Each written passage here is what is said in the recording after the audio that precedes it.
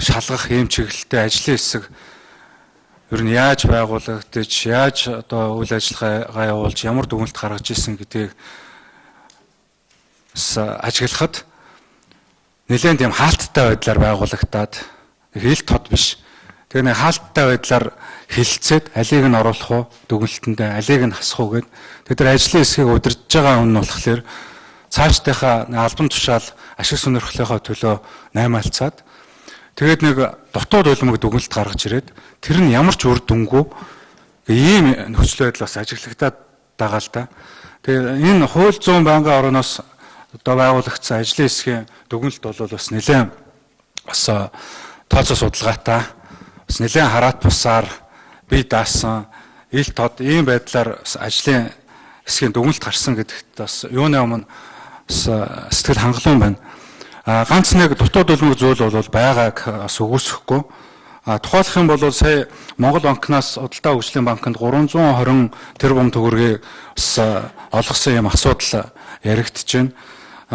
Энэ Монгол банкнаас Худалдаа хөгжлийн банкнд 500 тэрбум төгрөг хэвлэж өгсөн асуудал байгаа.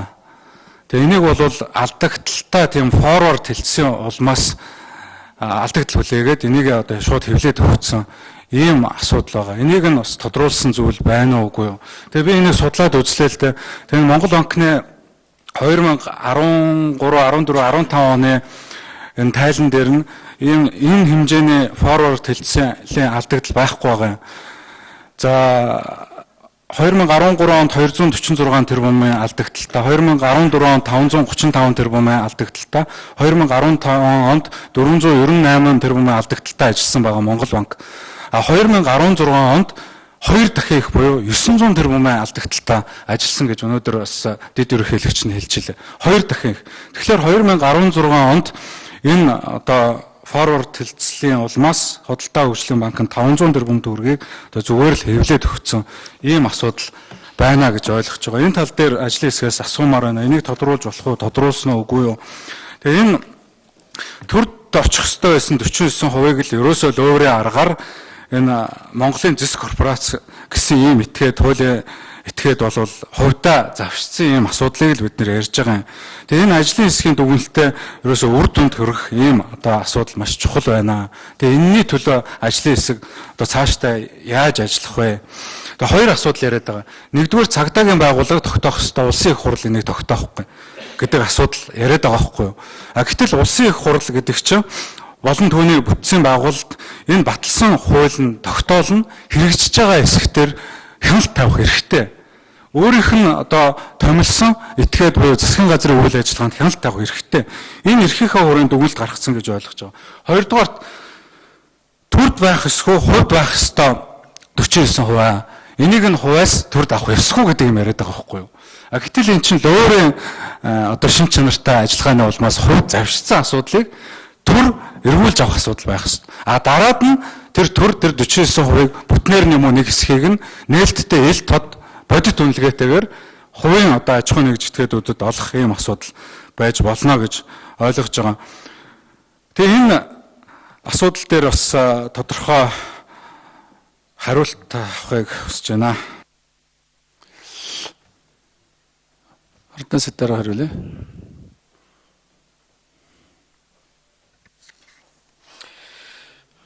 За тэр Монгол банкны ашиг алдагдлыг бид нар үзээгүй. Ажлын хэсгийн өдөртөмжөнд тийм юм байгаагүй. Энэ үрийн тэр Монгол банктай холбоотой асуудал бол ороогүй. Нэгт хоёр дахь нь засгийн газар хийх ёстой юм хийхгүй. Их хурлынхаа бүрийн их рүү ингэж ороод эцэггүй хүчийг тэгээ ингэж шийдсэн гэдгийг бол ингээд ерөнхий энэ дүгнэлтээр гарч байгаа. Одоо тэгээд цаашдаа засгийн газар энийг яах нь бол нэг үлгээ 51%-ийг эзэмшигчийн засгийн газрын харилцаа үүснэ. Энд бол одоо өөр хэлбэрээр их хурл гүйцэтгэж 49%-тай нь уулзаач ч юм уу яриад ийм юм хийгээд байгаа өнөөдөр тийм хэрэгцсэн боломж болцооч байхгүй. Тийм учраас энэ дээр ямар ч үс их хурлаас нэг тодорхой шийдэл гараад шийдвэр гарах байхаа гэж бодож байна.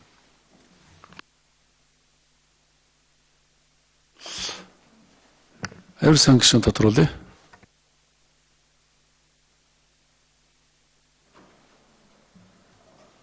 Тэгээ энэ 49% бол Оросын улбаны улсын мэдэлд бол өгнө гэсэн асуудал бол байхгүй. Одоо яг бодит байдал дээр Монголын зэс корпорацийн мэдэлд нь 49% очсон. Тийм учраас энэ одоо 49%-ыг Монголын зэс корпорациас засгийн газар мэдэлтэй одоо 109-ороо авах асуудал байгаа. Тэгээ энэ Монгол банкны ашиг алдагдлыг яриаггүй. Энэ бол Монгол банкнаас Худалдаа хөгжлийн банкнд 500 тэрбум төгрөгийг хэвлээд өгсөн байгаа. Санаатаагаар энэ бол форвард хилцэл нь санхүүгийн лоурийн махинац байгаа байхгүй юу? Алдагдaltaа форвард хилцэл хийгээд 500 тэрбум төгрөг хэвлээд өгсөн. Энэ цаг хугацааны хувьд Эрдэнэтийн 49%-ыг худалдаа авах ажиллагаатай давхцчихж өндөр магадлалтай 2016 онд энэ алдагдал нь харагдаад байна. 900 тэрбумын алдагдал дотор чинь харагдаад байгаа байхгүй юу? Тэгээ энийг нь шалгасан юм уу, тогтоосон юм уу? Тогтоох боломжтой байгаа мó? Энийг нэмж тодруулах юм боломж байгаа мó гэж байна. Энэ нэмдэр шүү хариулъя гэж байна. Нэмдэр шүү. Энэ Монгол банкнаас би түрүүн дээр нэг тоотой холбоотой юм дуусгачих эхлээд.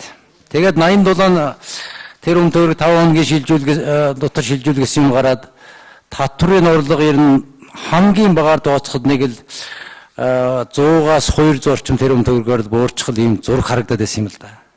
Тэгээ би тэр гэрээг нь олон нийтэд ил болгоод мэдгэл хийж гисэн чи худлаа ярьж ийн тэр гэж баахан тайлбар хийцгээс.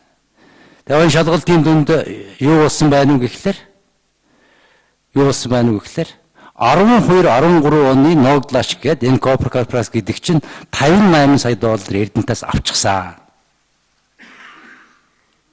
Огт байгаагүй компани Ногдлаш гэдэг авчиж шít.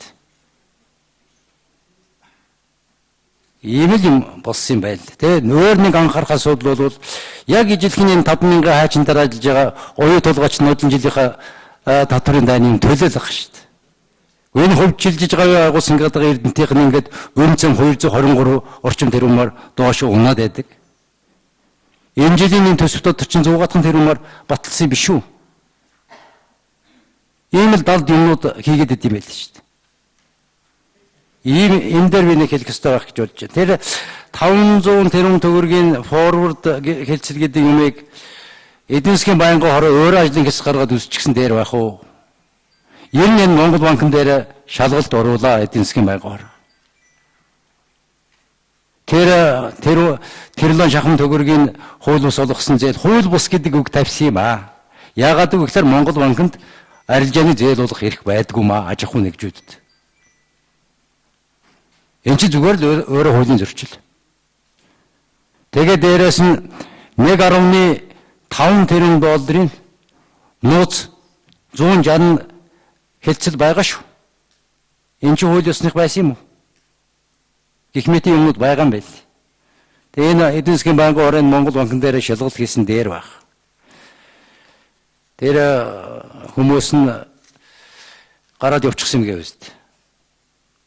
Одоо тэгсгээд ирэхгүй дээ айгүй бол их даалга бол. Эхний ус нь сайрууд нэргэж ирэхгүй даалга болчихлоо шүү дээ. Тэгсгээд юм чи ирнэ. Наад асуудлаа жиштэй ажлын хэсэг гаргаж шалгах. Бид бол энэ анхудаа аюур сайхан гишүүнээс энэ мэдээллийг сонсож байна. Ер нь бол Монгол банкын сүүлийн үед бол дураар дөрөгдгийг хувьд арай дэнтсэн шүү дээ. Арай дэнтсэн шүү дээ. Засгийн газар энэ Эрдэнэтийн 49%-ыг авах үед мөнгөгүй байсан гэж яриад байгаа юм. Мөнгөтэй байсан шүү дээ.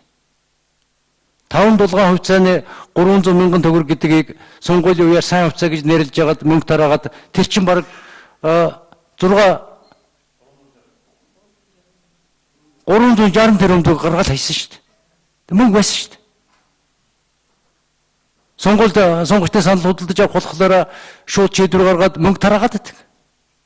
Стратегийн ганц ордынхаа 49% асуудал хувийнхан хөөцөлтөд ороод ирэхлээр хормоод өвсч өгöd хууль бус шийдвэр гаргаад их өсрөг гаргаж өгöd ингээд хэвтээд исэн юм байл шүү дээ.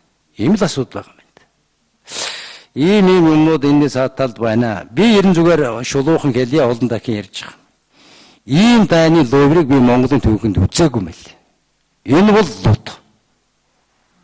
Бүх мөнгөний засаг гаргаж өгнө тойруугаар таны журмаараа Тэгээд араас нь шийдвэрийг гаргаж өгнө. Энэ их хурлаар чи шийдвэр гардаг юм байлаа биш.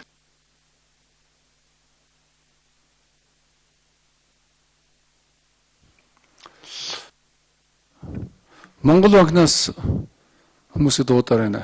Манайха Монгол банкнаас оюун чимэгч асуулт асууя. Ямар ч байсан их хурлаас томилогдсон ажлын хэсгийг би маш сайн ажилласан байна гэж дүгнэхээр энэ үнэхээр бас